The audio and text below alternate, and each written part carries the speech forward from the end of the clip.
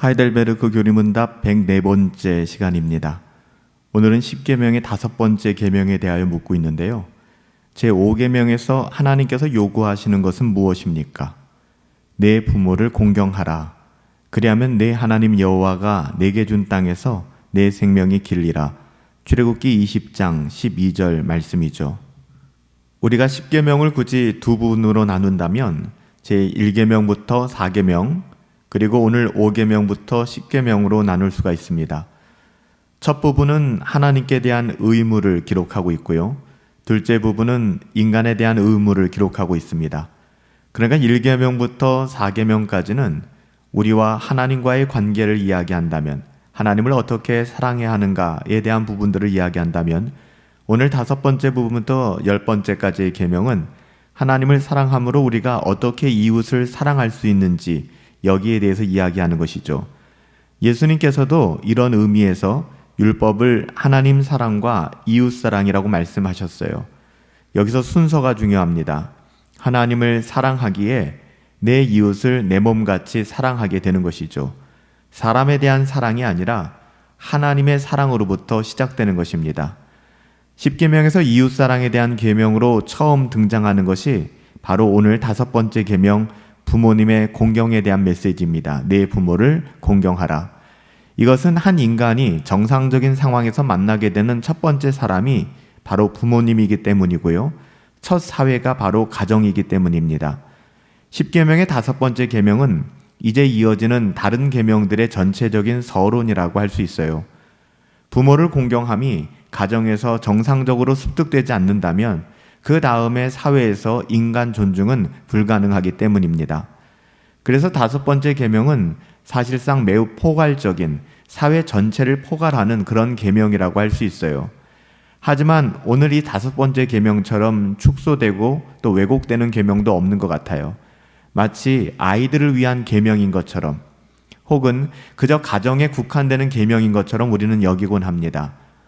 이것은 단순히 가정, 행복한 가정을 만들기 위한 지침이 아니라 인간을 향한, 그리고 인간 사회를 향한 하나님의 엄중한 명령이에요.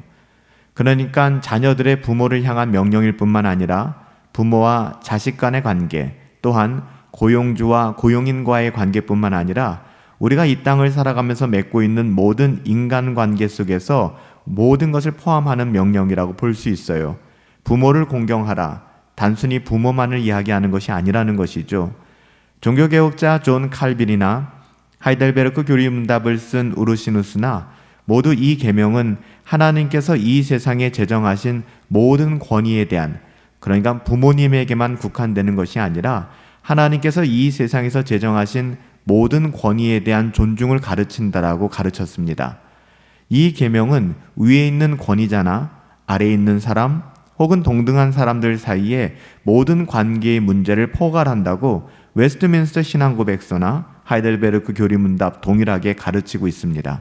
이렇게 보면 오늘 우리가 살펴보고 있는 이 5번째 계명이 단순히 가정에만 국한되는 문제가 아니라 가정을 뛰어넘는 모든 관계 속에 적용될 수 있는, 가정에 특별히 부모님에 대한 메시지로 들리는 것은 그것이 시작점이라는 것에 우리가 의미를 둬야 될 것입니다.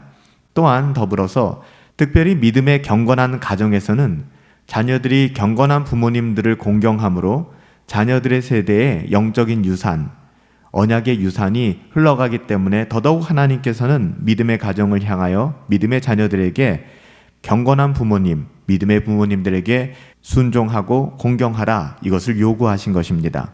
경건한 부모님을 공경하는 마음이 없다면 어떻게 부모에게 베푸신 하나님의 그 은혜와 언약의 유산을 귀히 여길 수 있을까요? 자녀들이 어떻게 그것을 배워갈 수 있을까요? 이것은 불가능한 일이죠. 그래서 믿음의 가정들을 향하여 더더욱 믿음의 자녀들에게 경건한 부모님을 향하여 너희는 순종하고 공경하라 라고 말씀하는 것입니다. 그렇기 때문에 언약의 가정에서의 부모의 역할은 늘 경건을 추구하고 자녀들에게 거룩한 삶을 애쓰고 경건을 추구할 것을 가르치고 훈계해야만 하는 것입니다. 또한 자녀들은 세상의 그 어떠함을 따라가는 것이 아니라 그런 경건한 부모님을 공경하고 순종해야 한다는 것이죠. 제5계명은 가정과 부모 자식 관계를 넘어서 모든 사회의 모든 인간관계에 대한 본질적인 계명이라는 사실을 우리는 기억해야만 합니다. 하나님께서 세우신 권위를 존중하는 것뿐만 아니라 모든 관계에서 상호 서로 존중할 것을 명하고 있는 것이죠. 이것은 여러분의 삶의 모든 자리에 적용될 수 있습니다. 일터에서 만나는 윗사람과 아랫사람, 그리고 동료들에 대한 태도가 어떠해야 되는지 우리는 이 5번째 계명을 통하여 서로 공경하고 존중하고 때로는 순종해야 되는 것, 이런 삶의 원리를 배워갈 수 있는 거예요. 우리가 한 나라에 살아가면서 정부의 지도자들에게도 동일합니다. 물론 이것은 교회에서도 동일하고요. 교회에 하나님께서 세워주신 권위, 하나님께서 교회에 부여해 주신 권위에 대하여 복종하는 것, 이것은 너무나도 중요한 것입니다. 또한 더불어 우리 주변에 우리가 생각할 때 아주 보잘것없다라고 생각하는 그 사람을 존중하는 것, 이 또한 그만큼 중요한 것이고요. 그래서 교회 안에서도 연세 높으신 분들에 대한 합당한 예의가 있어야 합니다. 경건한 어른들을 향한 예의를 말하는 것이죠. 우리는 이런 5번째 계명을 통하여 가정이라는 것이 얼마나 중요한 것인가, 가정이 한 사람의 첫 학교가 되고 첫 직장이 되며 첫 사회가 되는 것입니다. 가정이 그만큼 중요한 것이고 부모와 자녀와의 관계는 더더욱 너무나도 중요한 거예요. 우리가 이것을 기억할 때 우리는 부모로서 우리 자신의 책임을 다시 생각해 보아야 하는 것입니다.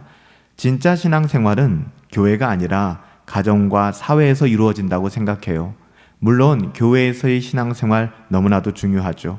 하지만 교회뿐만 아니라 우리의 가정과 사회에서 우리는 어떤 사람으로 살아가는가, 서로 공경하고 존중하고 섬기며 때로는 위인권위자에게 나의 어떠함을 주장하기보다는 순종하고, 물론 여기에는 원칙이 있죠.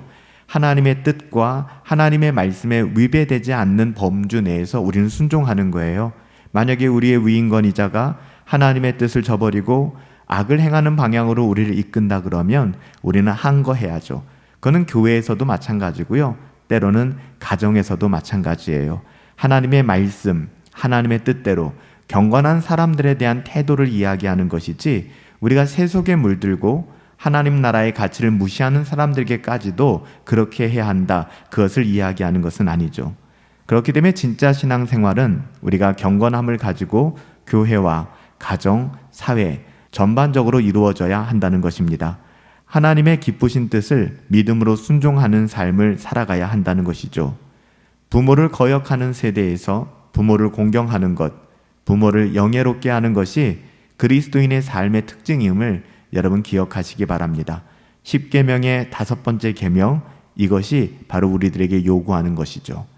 살아계신 아버지 하나님, 내 부모를 공경하라 하셨습니다. 그리하면 내 하나님 여호와가 내게 준 땅에서 내 생명이 길리라 말씀하셨습니다.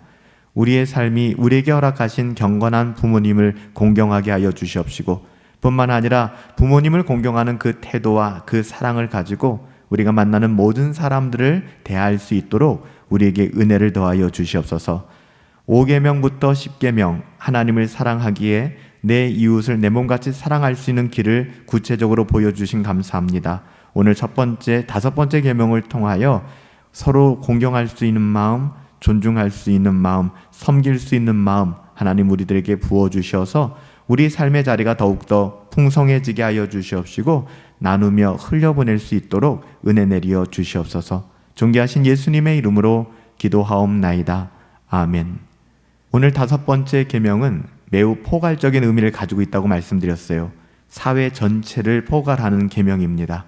이 계명을 가정으로만 축소시키는 것이 아니라 우리가 만나는 모든 사람들, 우리가 사회생활하는 모든 영역에서 서로 공경하며 존중하며 순종하며 또한 사랑으로 돌보아 줄 수 있는 은혜가 저와 여러분들 가운데 함께하기를 예수님의 이름으로 축복합니다.